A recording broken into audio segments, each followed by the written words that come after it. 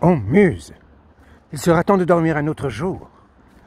Mais puisque cette grande nuit tout entière est à nous, et que je suis un peu ivre en sorte qu'un autre mot, parfois, vient à la place que tu aimes, laisse-moi avoir explication avec toi. Laisse-moi te refouler dans cette strophe avant que tu ne reviennes sur moi comme une vague avec un cri félin. Va-t'en de moi un peu.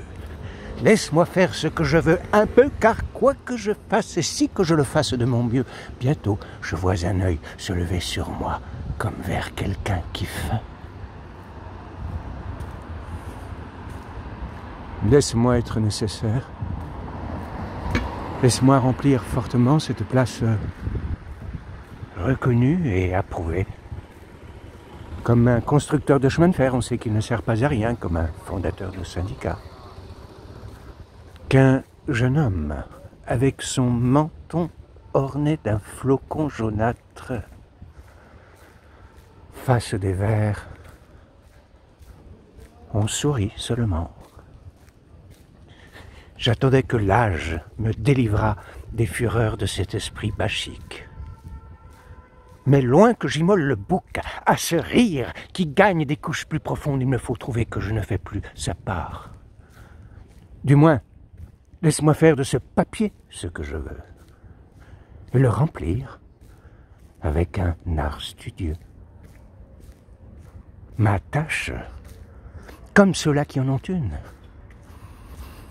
Ainsi, le scribe égyptien recensait de sa pointe minutieuse les tribus et les parts de butin, et les fils de 10 captifs attachés, et les mesures de blé que l'on porte à la meule banale, et les barques à la douane. Ainsi l'antique sculpteur, avec sa tignasse rougie à la chaux, attrapé à sa borne de basalte noir avec la massette et le ciseau, et de temps en temps il souffle sur ses caractères pareils à des clous entrecroisés pour ôter la poussière, et se recule avec contentement.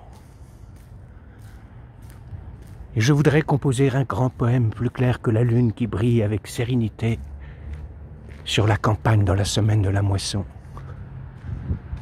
et tracer une grande voie triomphale au travers de la terre.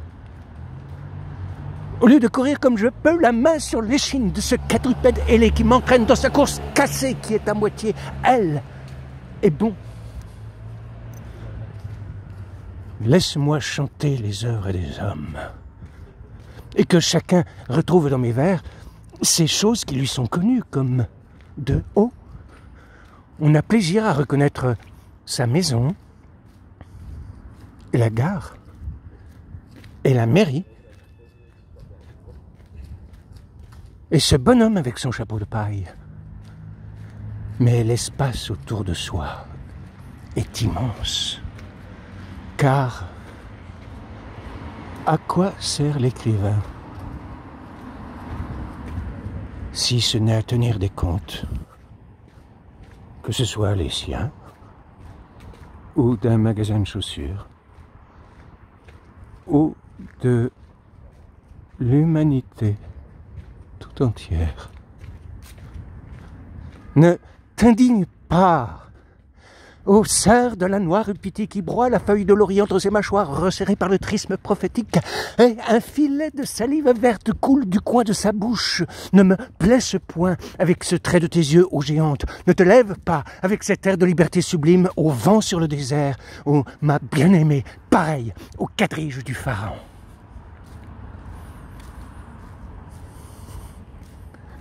Comme l'antique poète parlait de la part des dieux privés de présence. Et moi je dis qu'il n'est rien dans la nature qui soit fait sans dessein et propos à l'homme adressé. Et comme lumière pour l'œil et le son pour l'oreille, ainsi toute chose pour l'analyse de l'intelligence, continuer avec l'intelligence qu'il a refait de l'élément qu'elle récupère, que ce soit la pioche qui le dégage, ou le du prospecteur à l'amalgame de mercure, ou le savant, la plume à la mienne, ou le tricot des métiers, ou la charrue. Et je puis parler, continuer avec toute chose muette, parole qui est à sa place, intelligence et volonté. Je chanterai le grand poème de l'homme soustrait au hasard. Ce que les gens font autour de moi avec le canon qui ouvre les vieux empires, avec le canot démontable qui remonte la Rououimi, avec l'expédition polaire qui prend des observations magnétiques, avec les batteries de hauts fourneaux qui digèrent le minerai, avec les frénétiques villes haletantes et tricotantes, et ça et là une anse bleue de la rivière dans la campagne solennelle, avec les portes ou bordées intérieurement de pinces et d'antennes, et le transatlantique qui signale au loin dans le brouillard, avec la locomotive qu'on attelle à son convoi, et le canal qui se remplit quand la fille de l'ingénieur en chef du bout de son doigt sur le coup de poing fait sauter à la fois la double digue. Je le ferai avec un poème qui ne sera plus l'aventure d'Ulysse parmi les lestrigons et les cyclopes, mais la connaissance de la terre. Le grand poème de l'homme, enfin, par-delà les causes secondes, réconcilié aux forces éternelles. La grande voie triomphale au travers de la terre réconciliée pour que l'homme, soustrait au hasard, s'y avance.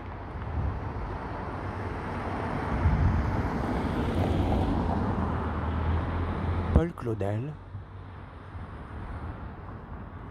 première strophe de la 4e grande ode, la muse qui a la grâce.